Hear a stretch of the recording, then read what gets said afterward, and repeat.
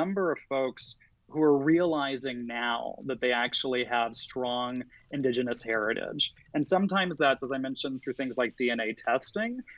Sometimes it's also just changing cultural circumstances Mm-hmm. where 30, 40, 50 years ago, folks were raised in climate where the idea of admitting they were Indigenous was going to put their lives at risk or put their careers at risk. And so Mm-hmm. it was much more hidden, not talked about, much more concealed. And, I got to tell you, I've talked to 3 or 4 different people now who are in their 30s who will talk about, I was 28 or I was 30, and my grandmother said something about, oh, well, of course, we're Cherokee.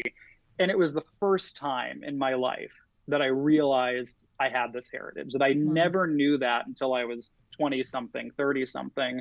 And so there's this group of folks we're encountering who are really, really fascinated by that, who want to know more, who want to become involved in different communities and are actively searching out ways to meet other Indigenous peoples, to meet other folks from their communities and background, to learn about their history, to learn about what resources might exist for them. And so that's a lot of what we're trying to do is build that up. But Mm-hmm. hearing those stories again and again has been really meaningful and moving, because I think for any of us, we can relate to if you suddenly found out, tomorrow that you're 40% Japanese or, Yeah. Australian or whatever it may be.